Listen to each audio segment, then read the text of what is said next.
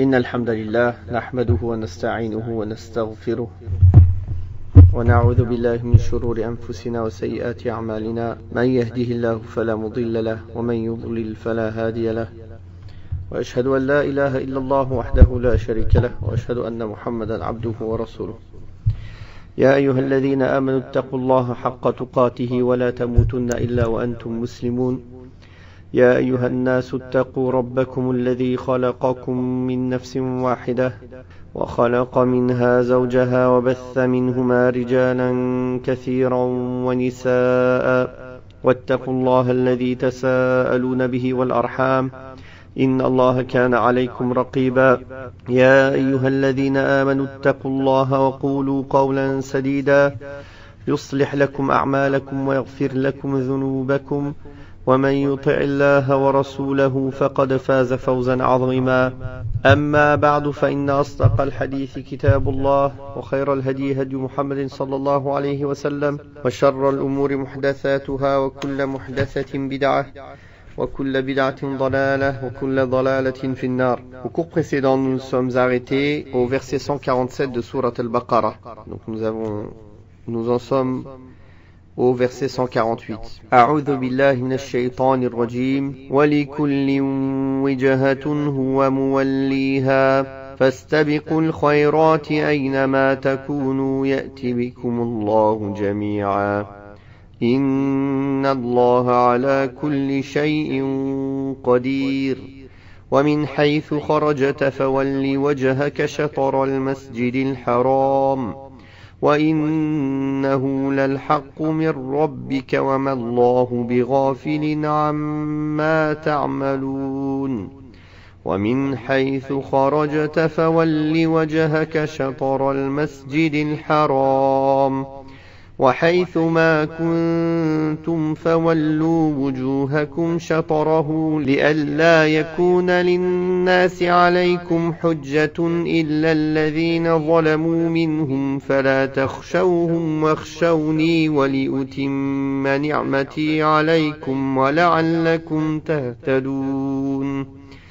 كما أرسلنا فيكم رسولا منكم يتلو عليكم آياتنا ويزكيكم ويعلمكم الكتاب والحكمة ويعلمكم ما لم تكونوا تعلمون فاذكروني أذكركم واشكروا لي ولا تكفرون. Donc on a lu de 148 à 152 de Sourate Al-Baqarah. Dans le verset 148, Allah Tabaraka wa Ta'ala dit dans le sens des versets, à chacun une direction vers laquelle il s'oriente pour accomplir sa salat. Mais l'essentiel est de chercher à vous surpasser les uns les autres dans l'accomplissement du bien, car où que vous soyez, Allah vous ramènera tous à lui. En vérité, la puissance d'Allah s'étend à toutes choses. Ici, Allah Tabaraka wa Ta'ala dit que tous les disciples d'une religion possèdent une direction vers laquelle ils se tournent dans leur adoration. Cependant, l'essentiel ne réside pas tant dans la direction de la salat en elle-même, car c'est là une prescription qui peut changer avec le temps ou le contexte et qui peut être touchée par l'abrogation ou le transfert d'une direction vers une autre. C'est plutôt dans l'observation stricte de l'obéissance à Allah Tabaraka wa Ta'ala et dans l'effort de se rapprocher de lui, c'est plutôt cela qui est voulu et non pas la direction en elle-même.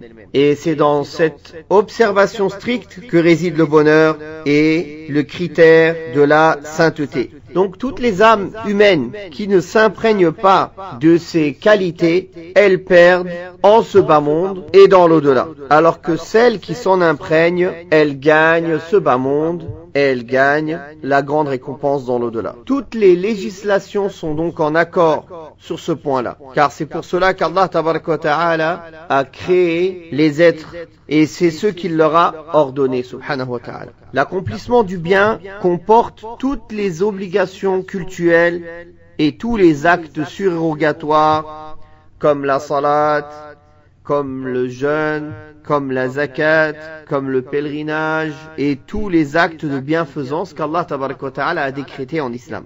dans la mesure où ceux qui incitent le plus les âmes à faire le bien est ceux qu'Allah subhanahu wa ta'ala lui a promis comme récompense. Il a dit subhanahu wa ta'ala dans le sens des versets, où que vous soyez, Allah vous ramènera tous à lui. En vérité, la puissance d'Allah s'étend à toutes choses. Il vous rassemblera au jour de la résurrection par sa puissance et il rétribuera subhanahu wa ta'ala chacun pour ses œuvres. Comme il dit dans le sens des versets, il rétribue selon leurs œuvres ceux qui font le mal et il accorde la meilleure récompense à ceux qui font le bien. Ce noble verset montre combien il est impératif d'accomplir toute belle vertu qui doit caractériser les actes du croyant, comme la salat en son temps imparti, le jeûne, le pèlerinage, la umrah, l'acquittement de la zakat, etc. Puis dans le verset 149 et 150, Allah Ta'ala dit dans le sens des versets, « De quelque lieu que tu sortes, oriente-toi vers la mosquée sacrée. Là est la vérité venue d'Allah, qui n'est point inattentif à ce que vous faites. De quelque lieu que tu viennes, oriente-toi vers la mosquée sacrée, où que vous vous trouviez, tournez vos visages dans la même direction, afin de ne pas donner prise aux critiques des hommes, excepté celles qui émanent des injustes parmi eux. Cela, vous n'avez pas à les craindre. C'est moi que vous devez redouter, afin que je parachève ma grâce en votre faveur et que vous soyez guidés dans la voie du salut. » Sa parole, subhanahu wa ta'ala, dans le sens de quelque lieu que tu sortes, c'est-à-dire dans tes voyages et autres. Ceci pour le sens global. Oriente-toi vers la mosquée sacrée, c'est-à-dire dans sa direction. Ensuite, subhanahu wa ta'ala, il s'adressa à toute la communauté en disant, où que vous vous trouviez, tournez vos visages dans la même direction, afin de ne pas donner prise aux critiques des hommes. C'est-à-dire qu'il vous a prescrit de vous tourner vers la Kaaba afin de vous éviter les critiques des hommes parmi les gens du livre et les polythéistes. En effet, si le prophète Muhammad sallallahu alayhi wa sallam avait continué de se tourner vers le Quds, Jérusalem, dans sa salat, l'argument se serait établi contre lui. Les gens du livre trouvent dans leur livre que la direction de la Qibla est fixée vers la Kaaba, la maison sacrée. Tandis que les polythéistes voyaient en cette maison sacrée un de leurs titres de noblesse et un des lieux faisant partie de la religion de Ibrahim alayhi salatu wassalam. Or, si le prophète Muhammad sallallahu alayhi wa sallam ne se tournait pas vers ce temple, il s'exposerait à leurs critiques. Il dirait, comment prétend-il être de la descendance d'Ibrahim et suivre sa religion alors qu'il ne se tourne pas vers la direction de son oratoire? De ce fait, l'argument s'est établi contre les gens du livre et contre les polythéistes, et leurs critiques cessèrent, sauf les injustes parmi eux, qui critiquèrent non pas avec des arguments et des preuves, mais pour assouvir leur simple passion. Donc il est vrai que le changement de la direction de la Kaaba avait fait une grande fitna, une tentation, une grande sédition. Et cette fitna, elle avait été répandue par les gens du livre, les hypocrites et les polythéistes qui firent courir beaucoup de bruit et de rumeurs à ce sujet. C'est pour cela qu'Allah tabaraka wa ta'ala lui accorda cette importance afin de couper court à toutes ces critiques et de clarifier une fois pour toutes les choses à ce sujet. En outre, dans la mesure où l'ordre qu'il donna de changer de direction, de Qibla, est un immense bienfait pour cette communauté, de même que sa compassion et sa miséricorde pour cette dernière n'ont cessé de croître et de prendre de l'ampleur, et à chaque fois qu'il lui légifère une chose, celle-ci ne peut être qu'un grand bienfait. Il a dit subhanahu wa ta'ala dans le sens des versets, afin que je parachève ma grâce en votre faveur. À l'origine de la grâce, il y a la guidée, la guidance vers sa religion, subhanahu wa ta'ala, par l'envoi de son messager sallallahu alayhi wa sallam et la révélation de son livre. Ensuite, ce fut une succession de grâces et de bienfaits innombrables. Depuis qu'il a envoyé son messager jusqu'à ce qu'il quitta ce bas monde. Allah subhanahu wa ta'ala lui donna de nombreux bienfaits et de nombreux dons spirituels, et il donna à sa communauté ce avec quoi il paracheva ses bienfaits et ses dons à leur égard. Il lui révéla ceci subhanahu wa ta'ala dans le sens des versets: aujourd'hui j'ai accompli pour vous votre religion, j'ai parachevé sur vous ma grâce et j'ai agréé pour vous l'islam comme religion.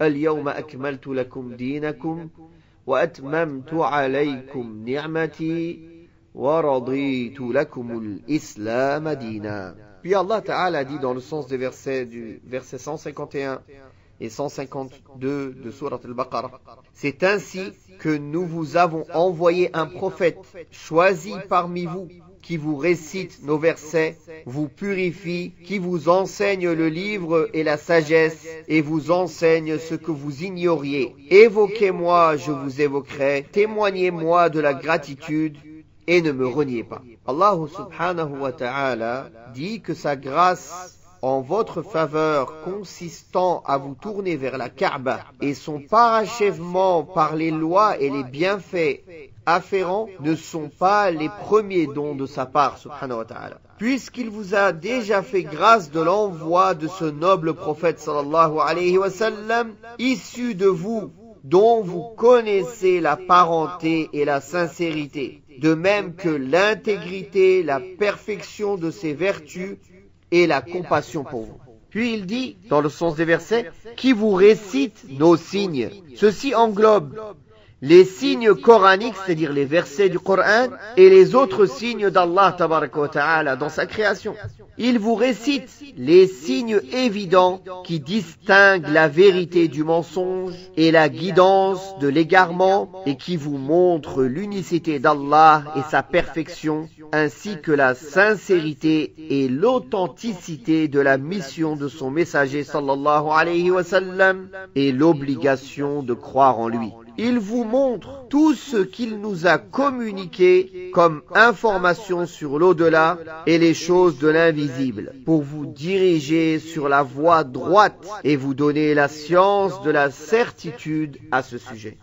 Puis il a dit subhanahu wa ta'ala qu'il a envoyé le prophète sallallahu alayhi wa sallam pour vous purifier, vous purifie, c'est-à-dire qu'il purifie vos mœurs et vos âmes par l'éducation spirituelle qu'il vous transmet en les débarrassant de tout mauvais caractère. C'est ainsi qu'il vous purifie de l'associationnisme, du polythéisme, et vous imprègne du monothéisme. Il vous débarrasse de la fatuité et vous revêt du dévouement. Il vous débarrasse du mensonge et vous revêt de la sincérité. Il vous débarrasse de l'orgueil et vous enseigne l'humilité. Il vous purifie des mauvaises mœurs et vous embellit avec les bonnes mœurs. Il vous débarrasse de la haine, de l'animosité et des brouilles en vous enseignant l'amour, la fraternité, la concorde et d'autres belles vertus. Allahu Akbar.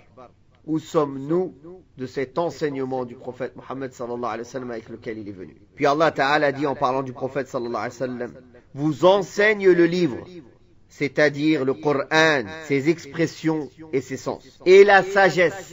La sagesse, il a été dit par les savants que c'est la sunna. Il a été dit aussi que ce qui est voulu par la sagesse, c'est-à-dire qu'il vous fait entendre la connaissance des secrets de la charia et leur interprétation. De ce fait, l'enseignement de la sunna entre forcément dans l'enseignement du livre, car la sunna est venue confirmer, expliquer et détailler le livre, le clarifier en exprimant ses sens. Puis Allah Ta'ala dit, dans le sens des versets, et vous enseigne ce que vous ignoriez.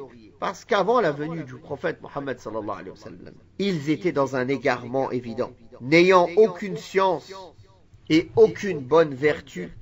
Tout ce que cette communauté a acquis comme science et comme bonnes œuvres, c'est grâce au prophète Mohammed sallallahu alayhi wa alihi wa sallam, qui reste le plus grand bienfait accordé à cette communauté. C'est pour cela qu'il a dit subhanahu wa ta'ala dans le sens des versets: évoquez-moi, je vous évoquerai. Il a ordonné qu'on l'évoque et a promis ce qui est mieux encore, à savoir d'évoquer celui qui l'évoque. Comme il a dit par la bouche de son messager, celui qui m'évoque en lui-même, je l'évoquerai en moi-même.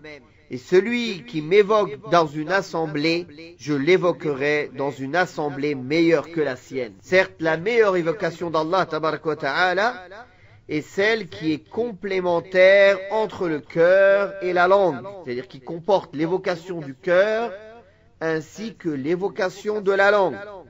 C'est cette forme d'évocation qui suscite la connaissance d'Allah et son amour et qui donne lieu à une grande récompense auprès de lui. L'évocation d'Allah est le stade suprême de la gratitude. Et c'est pour cela qu'Allah tabaraka wa ta'ala l'a recommandé en particulier avant de recommander la gratitude en général en disant, dans le sens des versets, témoignez-moi de la gratitude. C'est-à-dire pour ce que je vous ai donné comme bienfait et pour ce que je vous ai évité comme nuisance. La gratitude envers Allah tabaraka wa ta'ala, la reconnaissance, elle doit s'exprimer à travers le cœur, par la reconnaissance de ses bienfaits, à travers la langue, par l'évocation et l'éloge, et à travers les organes, par l'obéissance à Allah tabaraka wa ta'ala, en utilisant les bienfaits qu'Allah nous a donnés de la manière qu'Allah aime, subhanahu wa ta'ala, par la soumission à ses directives et l'abandon de ses interdits, subhanahu wa ta'ala. La gratitude exprime la pérennité des bienfaits existants et l'accroissement des bienfaits absents. C'est pour cela que le Très-Haut subhanahu wa ta'ala a dit dans le sens des versets, si vous m'exprimez de la gratitude, je vous ajouterai mes bienfaits. Les bienfaits en général, ils perdurent et ils augmentent par la reconnaissance et la gratitude, et ils diminuent et disparaissent par l'ingratitude. Effectivement, si la personne est ingrate envers Allah tabaraka wa ta'ala, c'est une cause que ce bienfait diminue et même qu'il disparaisse. Wallahu ta'ala a'la wa a'lam wa sallallahu ala Muhammadin wa ala alihi wa sahbihi wa sallam.